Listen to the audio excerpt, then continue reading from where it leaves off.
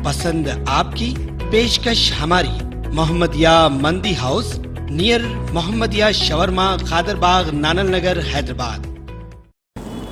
अस्सलाम वालेकुम नाज़रीन, आए नज़ार हैं देश या दुनिया के खबरनामे पर। आप सभी का स्वागत है सच न्यूज में। आइए जानते हैं उत्तर प्रदेश और देश की राजधानी से कुछ खास खबरें। महाराष्ट्र के बाद दिल्ली में कोरोना के नए वेरिएंट ओमिक्रॉन के मामले बढ़ने लगे हैं। दिल्ली में अब तक ओमिक्रॉन वेरिएंट के 10 पेशेंट मिल चुके हैं, जिनमें से एक ठीक होकर घर भी लौट चुका है। तो वहीं 9 पेशेंट्स का LNJP हॉस्पिटल में ट्रीटमेंट भी चल रहा है और इनमें से कोई भी गंभीर मामला नहीं है। ये जानकारी दिल्ली के स्वास्थ्य मंत्री सत्येंद्र जैन ने गुरुवार को दी है। साथ ही उन्होंने ये भी कहा कि राहत की बात यह है कि सभी पेशेंट चिकित्सकीय निगरानी में हैं और अभी तक ओमिक्रॉन को लेकर दिल्ली वालों को घबराने की जरूरत नहीं है। हालांकि उन्होंने लोगों से कोविड नियमों का पालन करने और भीड़ से दूरी बनाए रखने के लिए अपील की है। तो वहीं पहली बार चिकित्सीय अध्ययन में ये भी पता चला कि कोरोना के गंभीर वेरिएंट बच्चों में भी मिल रहे हैं। बीते दिनों में आई दूसरी लहर के दौरान बच्चों में कोरोना संक्रमण डेल्टा वेरिएंट की वजह से ही हुआ है। साथ ही ये भी बताया जा रहा है कि सर्दी, कमजोरी, सिर के साथ शरीर में भी दर्द ओमिक्रॉन रोगी महसूस कर रहे हैं और सभी पेशेंट में बुखार के लक्षण नहीं मिल रहा है, लेकिन ज्यादातर ये लक्षण जरूर मिल रहे हैं। अगर कोरोना के ही डेल्टा वेरिएंट में से ओमिक्रॉन की तुलना की जाए तो दिल्ली के डॉक्टर्स को लगता है कि अभी ओमिक्रॉन का असर काफी हल्का है और इसकी एक वजह ये भी हो सकती है कि ओमिक्रॉन संक्रमित पेशेंट वैक्सीन की दोनों डोज लेकर वैक्सीनेशन भी पूरा कर चुके हैं।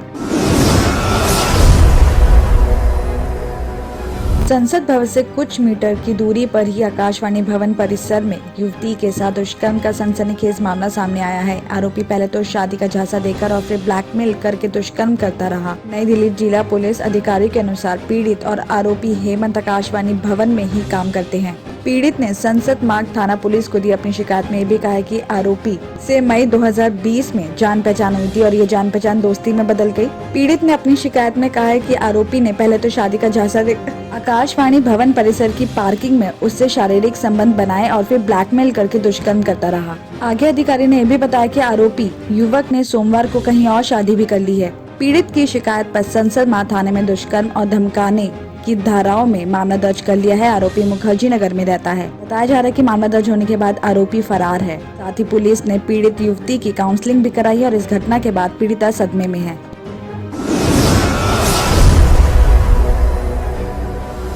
ओमिक्रॉन वेरिएंट को देखते हुए जहां केंद्र सरकार आने वाले हफ्तों को काफी जोखिम भरा मान रही है, तो वहीं दूसरी तरफ दिल्ली में ओमिक्रॉन के लिए शादियां और देर रात तक चल रही पार्टियां सुपर स्प्रेडर बन सकती है। हालात ऐसे कि इन जगहों पर ना तो मास्क दिखाई दे रहा है और ना ही 2 गज की दूरी का पालन किया जा रहा है। जबकि एक दिन पहले ही 5 सितारा होटल में एक दूसरे से कांटेक्ट में आने के बाद 3 नए ओमिक्रॉन वेरिएंट से संक्रमित मामले से भी सामने आए हैं।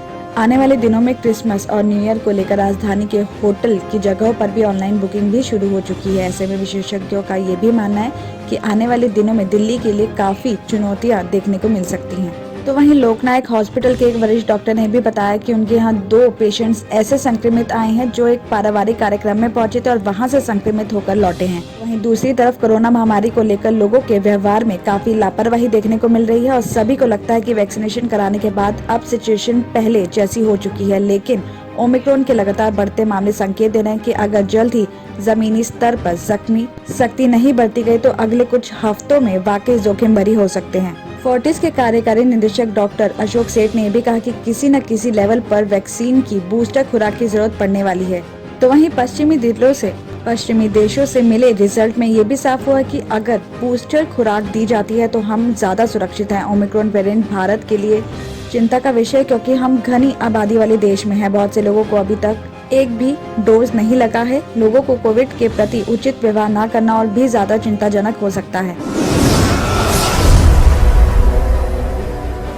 यूपी गेट पर 1 साल 17 दिन से डटे किसानों ने बुधवार सुबह हवन पूजन के बाद फतेह मार्च के साथ अपने घरों को रवाना हो गए। पुलिस के मुताबिक मरम्मत और मलबा हटाने के बृहस्पतिवार यानी आज से गाजीपुर सीमा सभी गाड़ियों के लिए खोल दी जाएगी। तो वहीं दूसरी तरफ किसान आंदोलन खत्म होने के बाद छोटी गाड़ियों की भी आने जाने के लिए सिंधु बॉर्डर की दोनों कैरेजवे की 3 लेन भी खोल दी गई है। तो बची 5 लेन की मरम्मत का काम अभी चल रहा है। काम पूरा होने के बाद इनको भी खोल दिया जाएगा।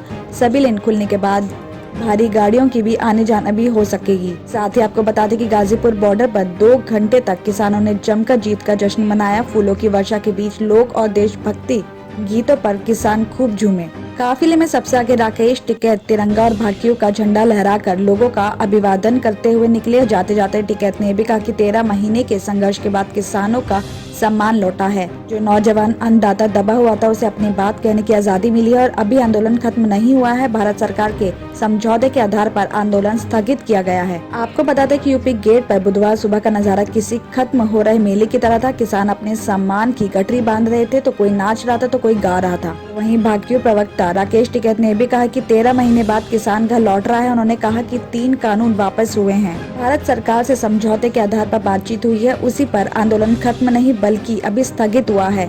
MSP पर भी आगे उन्होंने कहा कि इस मुद्दे पर देश में एक बहस शुरू हो गई है। किसानों की यूपी मिशन पर कहा कि जिस दिन आचार संहिता लग जाएगी फिर सरकारों को बताया जाएगा और अभी उनके पास 2 महीने का टाइम है। टिकैत ने बिजली के रेट पर भी प्रदेश सरकार को घेरा है।